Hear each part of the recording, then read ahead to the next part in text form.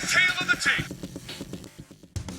Alright guys, UFC on ESPN 12 is coming at us this weekend, and in the main event, we have an exciting matchup in the lightweight division, with the veteran and former interim champion, Dustin Poirier, taking on the dynamic rising contender, Dan Hooker. Despite an up and down early start in his UFC career, Dan Hooker has been on an impressive run since returning to the lightweight division, finishing 5 out of 8 fights, and despite a tough, brutal loss to the always dangerous Edson Barboza, he's been able to bounce back with an impressive KO over James Vick and 2 decision wins over Al Iaquinta and Paul Felder. He now has the biggest fight of his career ahead of him, against the biggest name he'll have faced in Dustin Poirier, with the win possibly placing him as the next contender up after Justin Gaethje. However, this fight will also possibly be his toughest, with Poirier being his most experienced opponent to date and being every bit as tough as Hooker himself. Alright, now looking at the stats, we have Dustin Poirier coming in at 5 feet 9 inches tall with a 72-inch reach.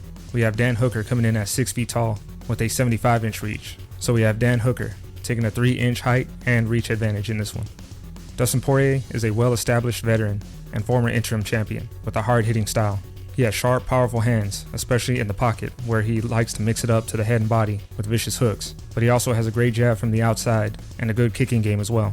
He's incredibly tough and durable and has excellent conditioning, so he's not easy to put away, and he fights with a pressure-heavy style, rarely backing up and looking to press his opponents against the fence where he can batter them with strikes. He is a black belt in Brazilian Jiu-Jitsu and has decent wrestling.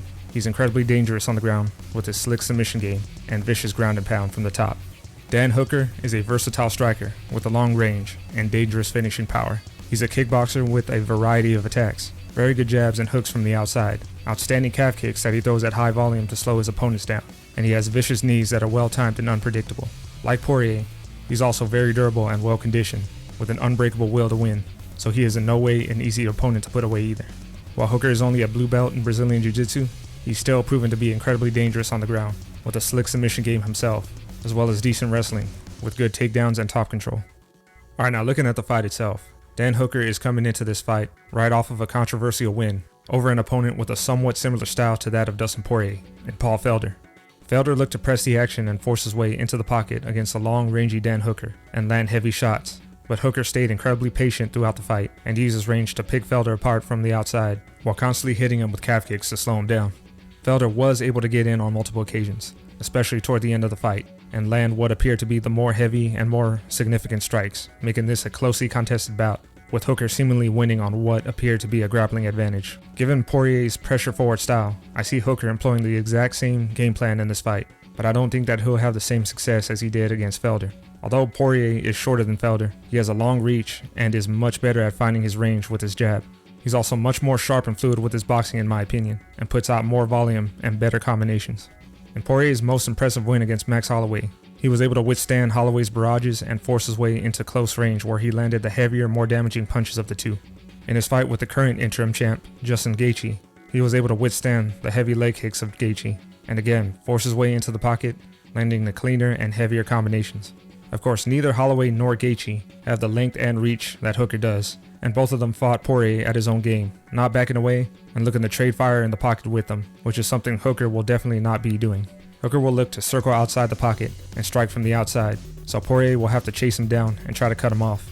While Felder struggled to close the distance with Hooker, I see Poirier having an easier time doing so, and not only because of his jab and his ability to slip his way into close range, but there is another big factor going into this fight that I don't hear a lot of fans talking about, and that is that this fight will be taking place in the UFC Apex Center, with a smaller octagon than what they have in the usual venues.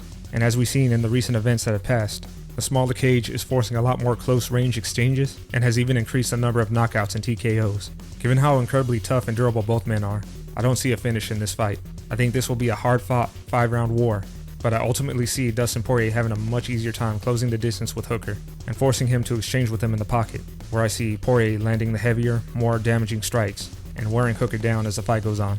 Now, as durable as Dustin is, he isn't immune to being knocked out, and given how versatile Hooker is in his striking game, Poirier will have to be ready for anything.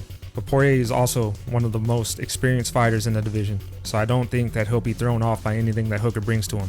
Hooker does have good takedowns and could possibly look to force this fight to the ground if things get too heated for him on the feet. but I don't see him winning a grappling exchange with Poirier either, as I believe Poirier is much better at transitioning and has much more submission threats in his arsenal. In the end, I see Poirier getting the best of Hooker in a 5-round slugfest and earning himself the decision win.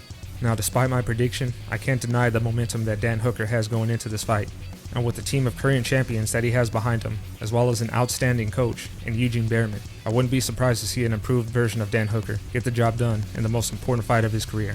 Both of these men are absolute savages, so this is a must-see fight for the fans, and one that could potentially make its case for Fight of the Year, so I look forward to seeing it play out.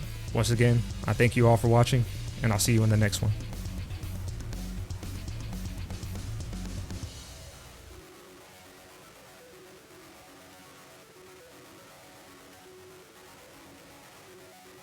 What is the big statement that you want to make against Dustin as you solidify yourself as a title contender, fight for that number 3 spot?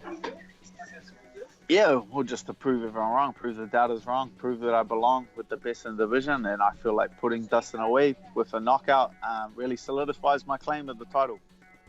Well, there you guys go.